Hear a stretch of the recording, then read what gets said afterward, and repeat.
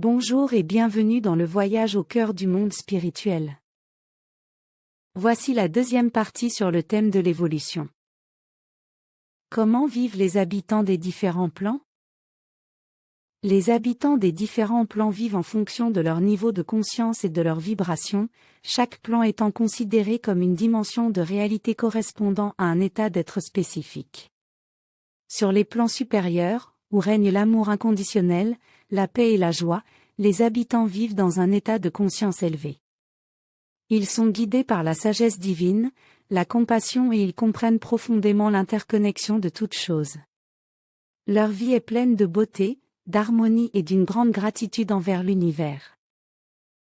En revanche, sur les plans inférieurs, les habitants sont encore attachés à la matière, à l'ego et au désir. Ils vivent dans un état d'ignorance, de souffrance et de peur. Leur vision du monde est souvent limitée par leurs croyances et leurs attachements matériels. Cependant, même dans ces plans, il y a des opportunités d'apprentissage et de croissance. Les expériences vécues dans ces plans inférieurs peuvent servir de leçon pour les âmes, les aidant à évoluer et à se défaire de leurs limites. Existe-t-il un purgatoire ou un enfer? Le concept de purgatoire ou d'enfer suscite des questionnements intenses. Il convient toutefois de dissiper certaines idées préconçues qui peuvent émaner de nos représentations cinématographiques. Contrairement aux images de flammes dévorantes et de ténèbres, le purgatoire ne se matérialise pas comme un brasier purificateur. Le purgatoire, dans son essence, évoque plutôt un état de transition et de purification. C'est une dimension où les âmes, loin des tourments infernaux, ont l'opportunité de se libérer des attachements dans la matière et des aspects négatifs de leur expérience passée. Ce processus de purification spirituelle vise à préparer l'âme à s'élever vers des plans de conscience supérieurs. Le concept d'enfer, quant à lui, peut être interprété de différentes manières.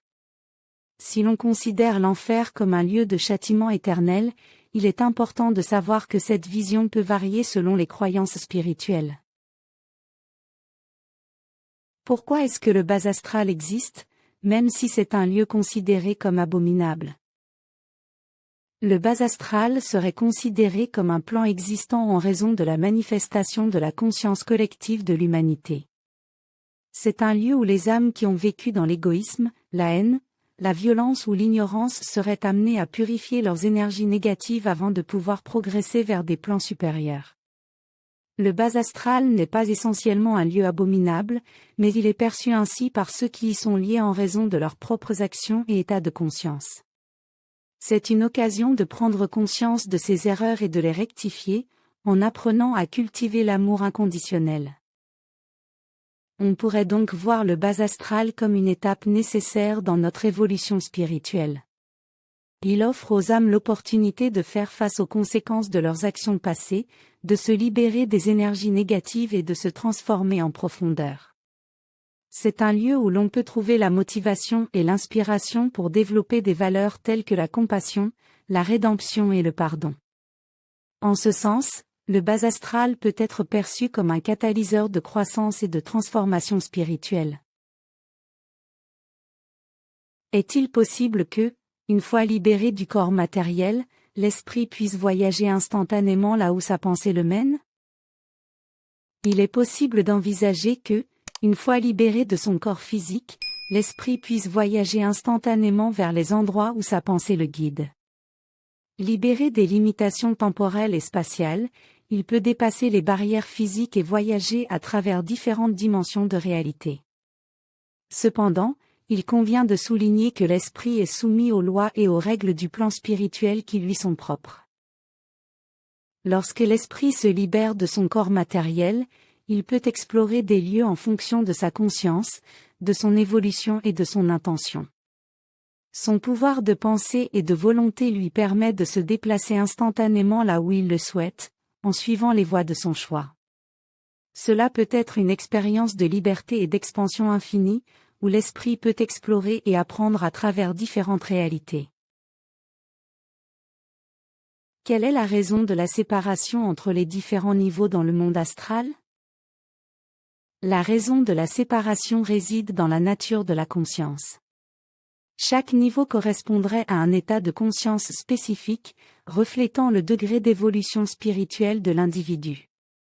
Cette séparation permettrait d'assurer l'harmonie et la protection des différents plans vibratoires. En effet, les plans supérieurs du monde astral sont caractérisés par des vibrations plus élevées, empreintes d'amour, de sagesse et de lumière. Ces plans sont habités par des êtres spirituels avancés et évolués. La séparation vise à préserver l'intégrité de ces plans et à empêcher l'entrée des esprits moins évolués ou perturbés qui pourraient ébranler l'équilibre et la tranquillité des habitants. De plus, la séparation des niveaux dans le monde astral peut être considérée comme une mesure de protection pour les esprits moins avancés. Elle les empêche d'accéder prématurément à des niveaux de conscience qui seraient incompatibles avec leur propre évolution. Cela leur permet de progresser graduellement, en s'adaptant aux énergies et aux enseignements propres à chaque niveau. Cette séparation n'est pas une forme de jugement ou de condamnation, mais plutôt une manifestation de l'ordre et de l'organisation inhérents à l'univers spirituel. Chaque esprit est libre de progresser et d'évoluer vers des niveaux plus élevés en fonction de sa propre compréhension, de son développement spirituel et de son amour grandissant. Quelle est l'origine de la vie de l'esprit ? C'est une question profonde et complexe qui suscite différentes croyances et interprétations. Selon certaines perspectives spirituelles, l'esprit serait considéré comme une entité éternelle et immortelle, une étincelle divine qui existe depuis toujours et qui continue son voyage d'évolution à travers les expériences de la vie. Dans cette vision, l'esprit serait créé sans expérience préalable, mais avec le potentiel de croissance, d'apprentissage et de développement. Il entamerait un processus d'amélioration continue en s'incarnant dans le monde matériel, où il expérimenterait différentes situations, relations et défis en fonction de son niveau d'évolution. Ce processus d'expérimentation et d'apprentissage se déroulerait sur une échelle de temps très vaste, s'étendant sur des millions d'années, voire plus encore. À travers ces expériences, l'esprit élargirait sa conscience, développerait sa compréhension de soi, des autres et de l'univers, et progresserait sur le chemin de son évolution spirituelle. Est-il possible que dans nos vies antérieures, nous ayons été un animal ou un végétal ? Il n'est pas possible d'incarner un animal ou un végétal dans nos vies antérieures. Les êtres humains sont dotés d'une âme distincte des autres formes de vie. Cette âme ne peut pas régresser à un stade inférieur d'évolution. Elle a traversé un processus de création et de perfectionnement depuis la première cellule vivante, évoluant à travers les différents règnes de la nature jusqu'à atteindre la forme humaine. L'âme humaine est unique et irremplaçable, conservant son identité à travers les différentes incarnations. Son objectif est de progresser dans l'amour, en surmontant l'égoïsme et en tirant des leçons des expériences de la vie. Les animaux et les végétaux, quant à eux, ont également leur propre chemin d'évolution et d'expérience, mais ils ne partagent pas la même nature d'âme que les êtres humains. Chaque forme de vie a sa propre essence et son propre rôle dans l'ensemble du tissu de la création. Ainsi, alors que nous pouvons entretenir des liens d'interconnexion avec le règne animal et le règne végétal, notre parcours d'incarnation est réservé à l'expérience et à l'évolution en tant qu'être humain. Peut-on atteindre un niveau d'évolution maximale ? Il n'existe pas de limite à notre évolution. L'évolution est un processus continu et infini, qui dépend de notre volonté et de nos efforts individuels. La progression spirituelle est le résultat de l'application des lois spirituelles, qui sont des principes universels et immuables régissant la réalité. Ces lois sont au nombre de 7, la loi de l'unité, qui souligne l'interconnexion de toutes choses, la loi de la correspondance, qui stipule que ce qui est en haut est comme ce qui est en bas, la loi de la vibration, qui met en évidence que tout est en mouvement constant, la loi de la polarité, qui explique les opposés complémentaires, la loi du rythme, qui décrit les cycles et les fluctuations, la loi de la cause et de l'effet, qui montre que chaque action entraîne une réaction, et enfin, la loi du genre, qui reconnaît la dualité présente à la nature. En comprenant et en respectant ces lois, nous pouvons accéder à des niveaux de conscience et de bonheur plus élevés. L'évolution spirituelle implique un développement constant de notre conscience, de notre amour et de notre sagesse. Il n'y a pas de limite fixée à notre potentiel d'évolution, car il dépend de notre engagement et de notre ouverture à la croissance intérieure. Est-ce que l'esprit peut mourir? L'esprit ne peut pas mourir, car il va au-delà de la mort physique. Il est fondamentalement immortel et éternel. C'est cette partie intangible de nous-mêmes, cette essence qui nous lie à quelque chose de plus grand que nous. L'esprit est le souffle de vie qui anime notre existence et qui persiste au-delà de la disparition de notre corps matériel. L'esprit est souvent comparé à une étincelle divine, une parcelle de lumière qui nous unit à la source de toute vie et de tout amour. Il est le siège de notre conscience, de notre volonté et de notre libre arbitre. C'est à travers lui que nous expérimentons et évoluons au cours de nos multiples incarnations. Lorsque notre corps physique s'éteint, notre esprit se libère de ses limitations matérielles et se poursuit dans un autre état d'existence. Il peut continuer son cheminement spirituel, apprendre et grandir, ou se reposer et se préparer pour de nouvelles expériences dans la matière. La mort n'est qu'une transition vers un autre plan de réalité, où notre esprit poursuit son voyage. L'idée que l'esprit puisse mourir serait contraire à la notion même de spiritualité et de vie après la mort. Elle sous-entendrait que notre existence se limite à notre présence physique, sans aucune continuation ou signification ultérieure. Pourtant, de nombreuses traditions spirituelles et philosophiques disent que l'esprit est indestructible et qu'il va au-delà des limites du temps et de l'espace. Ainsi, même si notre corps peut s'éteindre, notre esprit persiste, portant en lui la richesse de nos expériences, de nos apprentissages et de notre évolution.